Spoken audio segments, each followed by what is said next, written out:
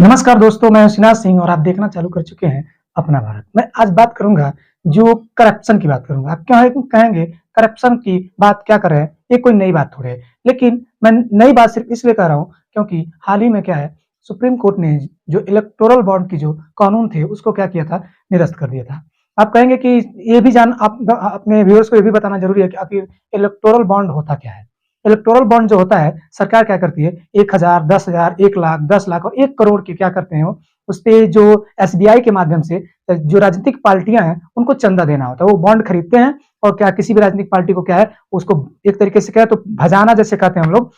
15 दिन के अंदर क्या करते हैं उसे भजा के और अपने अकाउंट में क्या कर सकते हैं वो अपने पार्टी के अकाउंट में रख सकते हैं। ऐसा एक नियम था लेकिन हाल ही में सुप्रीम कोर्ट ने क्या किया उस कानून को क्या किया कि अवैध घोषित कर दिया और अवैध घोषित करने के बाद क्या है उसने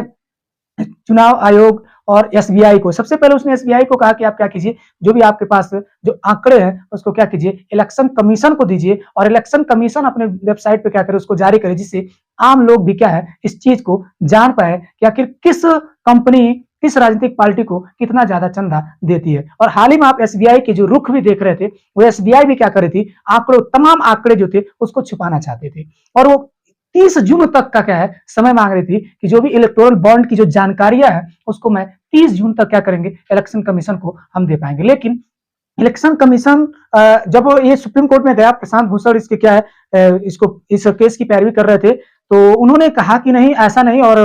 ये काफी ज्यादा समय हो जाएगा और सुप्रीम कोर्ट ने उनकी बातों को सुनते हुए उन्होंने सुप्रीम कोर्ट ने कहा कि तत्काल एसबीआई को इतनी बड़ी फटकार लगाई कि क्या आप आंकड़े क्यों छिपा रहे हैं। और हाल ही में तुरंत अभी 2-3 दिन पहले कि इलेक्शन कमीशन के वेबसाइट पे भी वो आंकड़े मिले जो एसबीआई ने उसको दिया था। उसके बाद फिर से जब ये प्रशांत भूषण फिर से जाते हैं सुप्रीम कोर्ट में और कहते हैं जो इन्होंने आंकड़े जो दिए हैं वो अधूरे। फिर से उसके बाद सुप्रीम कोर्ट आज की ताजा खबर है कि सुप्रीम कोर्ट फिर क्या करता है एसबीआई को फटकार लगाता है और कहता है आप हवा हवाली क्यों कर रहे हैं, क्यों नहीं जो आंकड़े हैं उसको क्यों नहीं आपके पास जो आंकड़े थे उसको आपने क्यों नहीं दिया। तो एक तरीके से कहा जाए तो इलेक्टोरल बॉन्ड पे जो एसबीआई का जो रुख था उसी हम लोग समझ से क्या था परे था कि आखिर एसबीआई इस आंकड़े को क्यों छुपाना चाहती है, किस लिए छुपाना चाहती है क्योंकि वह सर एक स्वतंत्र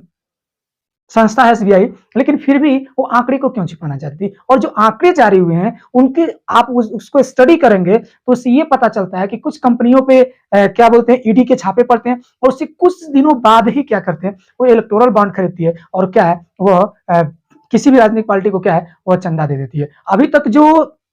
इससे खुलासा नहीं हो पा रहा था कि जो उसमें यूनिक कोड था जो इलेक्टोरल बॉन्ड में वह क्या है एसबीआई ने सरकार को इलेक्शन कमीशन को नहीं दी थी। तो आज सुप्रीम कोर्ट ने कहा है कि आप उसको भी जानकारी साझा कीजिए ताकि पता चले ना ताकि जब आपके पास है तो क्यों नहीं दे रहे हैं। तो इस तरह से मैं आपको बताने की ये कोशिश कर रहा हूं कि हमारी जो लोकतांत्रिक व्यवस्था है उसमें और ज्यादा लोग विश्वास बढ़े और जो हमारी जो चुनावी चंदा जिसको क्या करते हैं राजनीतिक पार्टियां भुनाती हैं उसमें पारदर्शिता होनी चाहिए और हमें जानना चाहिए कि क्या है कि कौन सी राजनीतिक पार्टी किस जो कौन सी कंपनी किस राजनीतिक पार्टी को ज्यादा से ज्यादा चंदा दी है। और मैं बात करूंगा राजनीतिक जो कि बीजेपी की भी बात करूंगा जो इन इन लोगों ने हिलाया था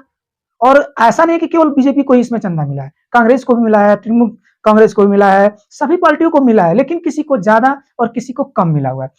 लेकिन उसमें पारदर्शिता लाना किसकी सबसे बड़ी जरूरी है, सरकार लाना सबसे बड़ी जरूरी है। और इसमें एसबीआई आप थोड़ा सा एक मिनट के लिए आप समझिए कि अगर आप कोई अकाउंट में किसी बैंक अकाउंट में पैसा जमा करते हो तो क्या बैंक के पास आपसे जो संबंधी जो जानकारियां होती है क्या नहीं होती हैं। आप चाहे कोई भी कोड वो रखे क्या वो अपने आंकड़े इकट्ठा नहीं करते हैं लोग। तो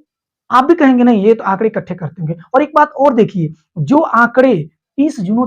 जून तक आने थे जब सुप्रीम कोर्ट की फटकार लगी तो क्या है वो 24 घंटे के अंदर क्या होता है कि एसबीआई उसको सौंप देती है। इन चीजों से ये भी पता चलता है कि जो हमारी संस्थाएं हैं वो किस प्रकार से काम भी करती हैं।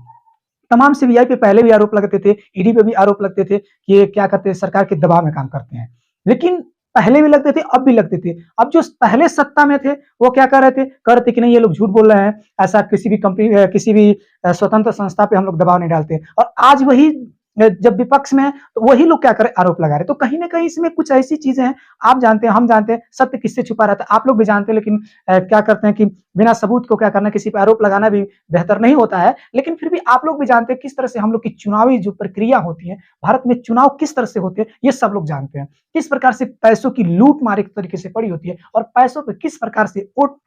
देते हैं लोग। और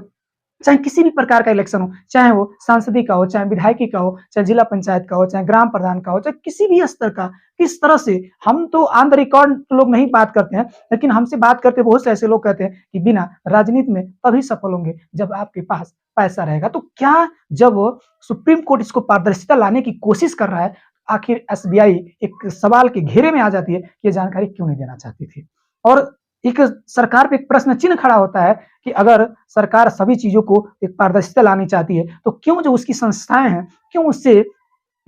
उससे भागने की कोशिश क्यों नहीं करते हैं लोग। तो अभी तुरंत अभी 21 तारीख तक आज का सुप्रीम कोर्ट ने क्या किया, आज का अपने आदेश में कहा हुआ है कि जो आदेश हम लोगों ने दिया है उसको क्या है, आपको पालन करना है। और 21 तारीख तक इलेक्शन कमीशन की वेबसाइट पे आपको मिलेगा कि किस राजनीतिक पार्टी को किस कंपनी ने कितना चंदा दिया है, और जो यूनिक कोड था वो भी मिलेगा, उससे आप मिलान कर पाएंगे किस राजनीतिक पार्टी को कितना चंदा कौन दिया है। और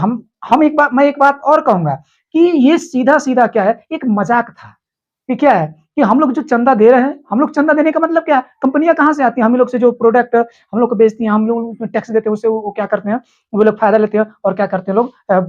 इलेक्टोरल बॉन्ड्स के माध्यम से लोग दे रहे थे। तो कहीं ना कहीं पारदर्शिता होनी चाहिए, चाहे वो कोई पार्टी हो, बीजेपी ही हो, कांग्रेस हो, सब लोग। मैं तो कहता हूँ कांग्रेस बहुत हो हल्ला कर रही है तो क्या करे, उसको जो चंदा मिले वो क्या करती है, वो सर्वे नहीं करती। लेकिन ऐसे तकनीकी आंकड़े ऐसे मिल रहे हैं कि जो यूनिक कोड जब एसबीआई नहीं बता रहा था तो वो कैसे जारी करेंगे, तो एसबीआई जब बताएगी और सबको मालूम होगा। और सीधा सीधा मैं तो ये कहूंगा कि सीधा सीधा क्या है, जो घूस कहते हैं, जो रिश्वत कहते हैं, जिसको अंग्रेजी में करप्शन कहते हैं, भ्रष्टाचार कहते हैं हिंदी में, ये हो रहा था। और इस पे सुप्रीम कोर्ट ने आखिर, सब लोग नहीं कहते हैं कि माई लॉर्ड, जब कोई दरवाजा नहीं काम करता है तो लोकतंत्र में माई लॉर्ड जगते हैं, यानी सुप्रीम कोर्ट जगता है। और उसके जो जज, मेन जज जो थे सीजीआई जो थे, उन्होंने जिस प्रकार से उनकी जो संवैधानिक पीठ ने फैसला दिया, ये भारत में क्या है, एक मिसाल बनेगा। और इसीलिए कहा जाता है कि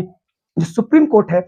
संविधान का संरक्षक है, और भारतीय लोकतंत्र की अगर मैं कहूं तो एक तरीके से आत्मा है। क्योंकि अगर सुप्रीम कोर्ट ऐसे फैसले नहीं देता तो सरकारें क्या है, सरकारें एकदम तानाशाही रवैया अपना लेती, और लोग क्या करते, लोग और ज्यादा क्या करते कि लोकतंत्र, जो हमारी भारत की लोकतंत्र थी, वो हो सकता था कि मजबूत नहीं होती। लेकिन सुप्रीम कोर्ट ने दिखाया कि नहीं, मेरे पास क्या है, लगाम है। अगर आप क्या करेंगे, लोकतांत्रिक व्यवस्था को खत्म करने की बात करेंगे, मैं उस पर अपना क्या करूंगा, जो एक तरीके से जो डंडा होता है वो बिल्कुल चलाऊंगा। और आप मेरे भी जो व्यूअर्स भी देख रहे हैं, आप लोग क्या डिसाइड करिए, चाहे कोई राजनीतिक पार्टी हो, क्या उनमें पारदर्शिता नहीं आनी चाहिए। अगली बार फिर से मैं क्या करूंगा, इसी चंदा के बारे में, किसी और समस्या के बारे में आप लोग के सामने आऊंगा। तब तक के लिए सभी लोग को जय।